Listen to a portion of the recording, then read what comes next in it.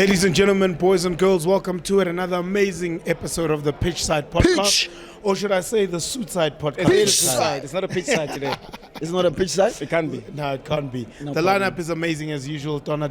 It's Amazing Happy New to Year. I always haven't have seen you. you this Happy New Year. year. I haven't seen you, ne? Yeah, yeah. Felt so. What's your problem? Okay. Monati. We're coming to you live, man, right after the game against Orlando Pirates, and let's get straight into it. The game has ended in 1-1 draw. We saw wholesale changes, also bearing in mind that we come from a period where 8-9 of our players were gone to AFCON. What was your take on the game? For me, it's good to see new faces. Yeah. It's good to get other players getting a run. Seeing more, it shows the depth that we have in the team. Even without the players that were at national team, the boys still managed to pull out a good performance. Could have been better, but it's better than nothing. Donna, 0 chances, shots on target in the first half.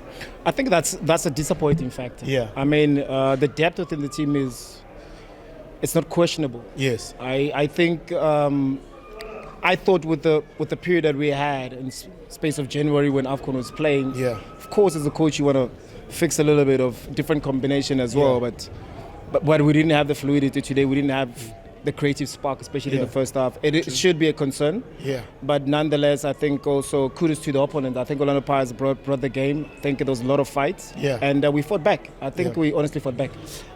They then went a man down. Yeah. And we saw more subs and more changes being made. But also we saw the debut of Lorch and a couple of other guys. What's your take on that? It's good to have seen the guys having their debut. Yeah. We wanted to see a little bit more. Yeah. Like Donna is saying that there was minimum creativity in the first half. But when they went the men down, I think the introduction of Sipombule really stabilized our play in the middle of the park, where we began to control it. Yes, we could have had more opportunities, but that's where we began to create more chances with our passing game and getting into the third half. His influence in the game was really what was required, especially from first half, because he gave us the balance, especially in the middle of the park. So I think happy to have seen the guys having a run, Matthias having a run, and Lodge. So that was something good. Yeah, when Matthias came on, we really looked a lot more fluid on the ball, especially with Sipombule, because all those guys are real ball players. Yeah, I mean that's also Mamelodi Sundowns' way. Yes. I think I was very impressed with all the glimpses that I saw with him. Really trying to unlock that Orlando Pirates defense. Yeah. And I know maybe what I might say now is a little bit unfair, but honestly, I think we're expecting more. Yeah. You know, with the depth that everybody's been speaking about for Mamelodi Sundowns, I think these are the games that actually test us whether we have a depth and quality, and I think that we have, but we needed more today. Donna, how difficult is it to adapt, number one, to the Sundowns way of playing, and secondly, to the South African League? But I think to adapt to the South African League first is the pace, number one. Yeah. If you can, adjust to the pace first. And then the Mamelodi Sundowns way, I think it's more systematic. If you understand the system and the schemes that the coach actually wants, but they always want you to express your talent, either or. And I think if you can get those things a little bit quicker into it, I think you can slowly adjust to it, especially with Mamelodi Sundowns, the team that always has possession. So therefore, it doesn't require much of you running unless you counter-pressing, you don't have the possession on the ball. But I think also with how teams are preparing against Mamelodi Sundowns, you need to take it a little bit notch up. So also the players, that's why I'm saying maybe what I'm saying has been unfair to the players. But I think you require more because of you're the team that everybody wants to beat. So you need to always try and improve and get better and better. Yeah. We started at the back with 3 left-footed players. Yeah, bros. Huge impact.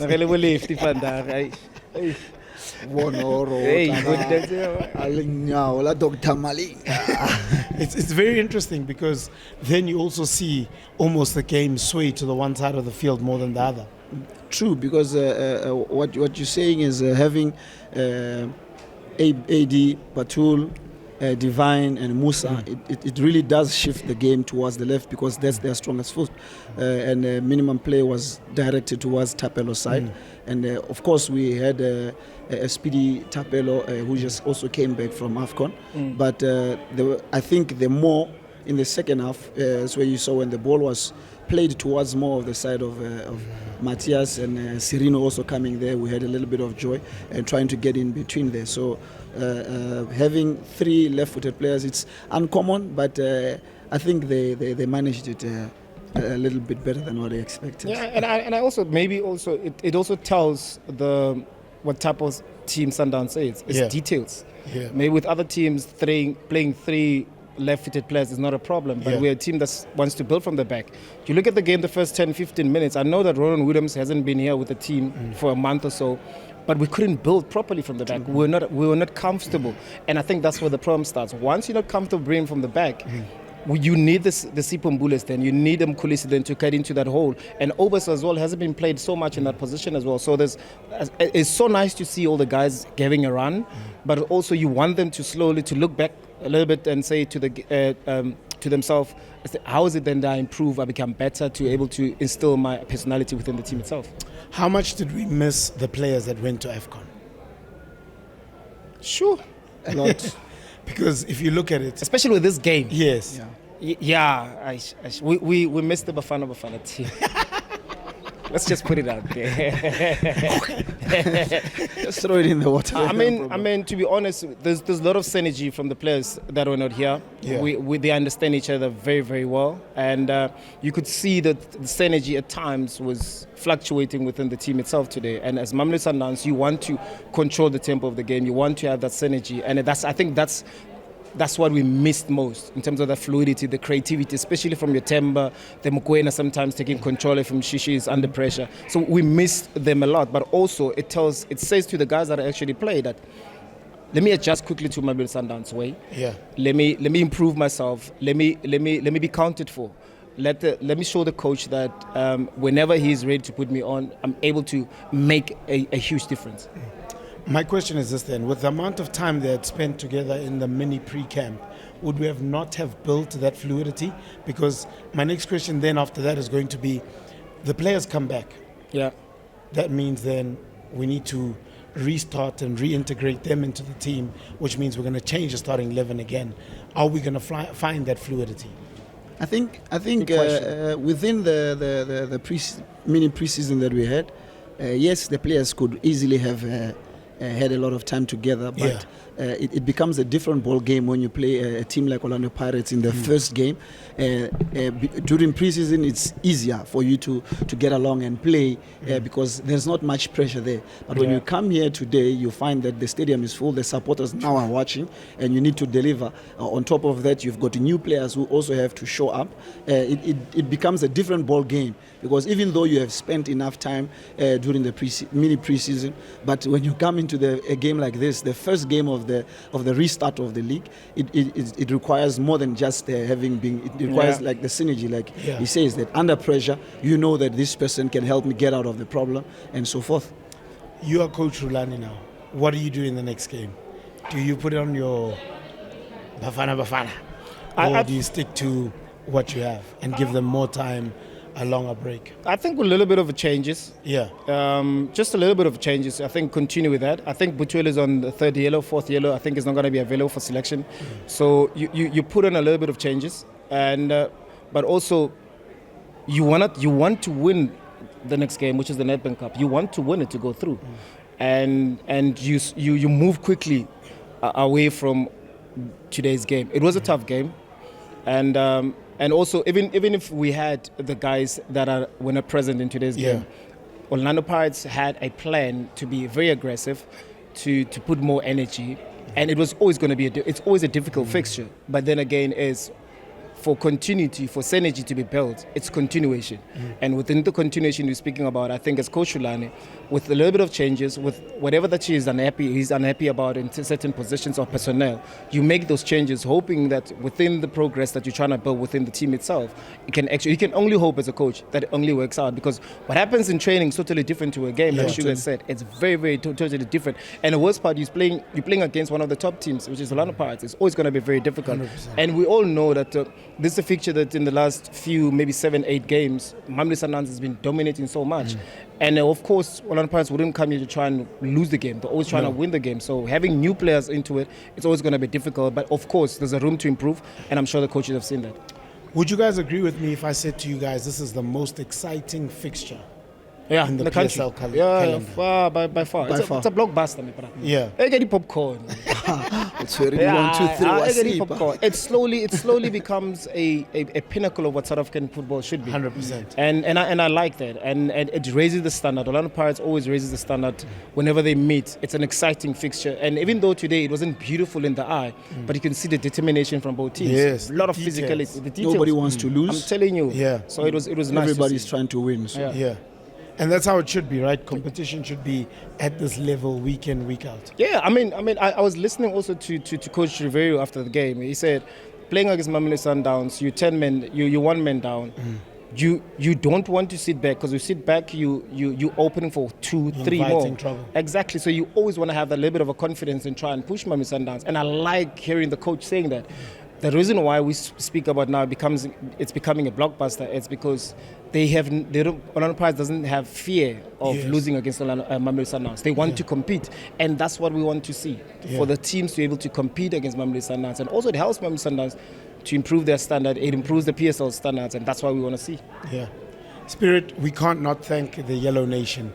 They showed up in numbers. Was a shocker, because for a moment there I began to see that we were more in number in today's game. Yeah. We had more supporters, definitely. You could see from the top of the stands, both sides, and within the which is not a normal view of a game like this. Orlando Pirates always has a lot of supporters that come, but really need to give a big shout out to the supporters coordinator for the hard work they put in to make sure that people come to the stadium. Not only that, but also the players. They've sold their products that people want to buy and come to the stadium and watch. So that really helps people coming back to the stadium, and it helps South African football. This is what we want to see, having so many people coming to support the boys, not just watching online or at home, but also coming physically to the stadium, is really something that we really need to celebrate. Amazing stuff. Next game, Yes. Nedbank Cup. Yes. Let's continue to support the boys. Make sure that we come in numbers. Yellow Nations, I call you once again. The drum, keep on beating it, keep on making noise. Bring those new songs. Something must happen this year. We continue from there. Do you think you could go beat the drum? I'm the originator. Kasut. Not Kasut. Got the episode. What? Nice. Nice. It is squabble. Tsukiri never seems to amaze me. How's cool? Go for the game. No, Marauchi Lokore, you rubbed off on him. You guys used to do photo shoots together. You guys I've were got like the starting a archives. I'm band. going to post his picture very soon. Yeah. Not got the episodes though. You'll be shocked of the pictures I have of you. Okay. Hey, let me. Yeah, maybe. Ladies and gentlemen, maybe boys there, and girls, this is the Pitchside podcast. Maybe they're there. I don't remember. Maybe they're there. Maybe. Yeah, I but also just to emphasize on what Sugar said about the supporters. Ne? Yeah. I think this is an exciting time for fans, South African fans in general, because of what Bafana has achieved. Yes. And I think people are now getting excited and watching football again, and to see the numbers of people at this stadium with this fixture is very, very encouraging, and the players didn't disappoint. And I'm sure that with the players and the teams trying to improve, I'm sure the numbers on the seats will also improve. Do you think that the AFCON break played a big part? People missed the game that much that they all came out to I think the stadium? success. Yeah. I think the Bafana success, I think it excited people. I don't even remember the last time fans spoke nice things about Bafana. Yeah. And I think with this tournament, people started speaking highly of Bafana, wishing them well, wanting them to go all the way, to actually go to the final and actually winning it. And for fans to actually get into those spaces and realize that the Bafana has improved, Bafana is playing well, and we can actually be proud of, it's an exciting space to be in, no lie. Yeah. Do we take the credit? As South Africans, of course. Definitely. And not as Sundowns? No, we take credit Well, as... let's do this. Let me give you the numbers, right? How many players started from Sundowns? 8? Yeah, I think there was 8. 9. 8 or 9, yeah. Then let me take it a step further for you. Percy Tau, The product came of through Sundowns, us. yeah. Some stage Sander Kulu. Yeah, it's a product of us, yeah. Yeah. So let's say 10 players. Yeah, but what it means as well is when Barca dominated the national team for Spain, they won the World Cup. Yes. When Bayern Munich dominated the players in the national team, they won the World Cup. So it's a good thing to see that Mamelodi Sundowns are dominating the national team. And also what helps as well is the continental football that Mamelodi Sundowns are exposed in on a yearly basis. It improves the players, it improves the mentality. Those challenges that you meet there, they're not new to the players. So it's kudos as well to the teams as well that helping, they maybe develop these players to be able to come to Sundowns and be able to play for us. Could we say then that it's a proven formula that if you're going to build a national team, you've got to have a core group of players that play together, work together consistently in order to move it forward? Definitely, you also see when Germany won the World Cup, it was a lot of players that came from Bayern. So what they're actually communicating is true, that the more the players play together, Teko was mentioning the synergy. Even when things are difficult, but they still know how to find solutions because they are used to playing together. They are used to finding solutions for each other. So I think like Barcelona was dominating the Spain national team and they won, like Teko was saying. It also helped us as South Africa, as Bafana, that we are able to present a product for the nation to appreciate and go as far as we did, to come third after such a long time. It's really something that was wonderful to see for the side. Gentlemen, you look amazing in suits. Thank you. We should do this more often. Hembe. Today, killing nobody hembe. Not keeping up. If this is what we're gonna do, let's keep up. Let's keep it up. Yeah, let's go. There's some suits I want to try out, and you guys are the right people to try those things.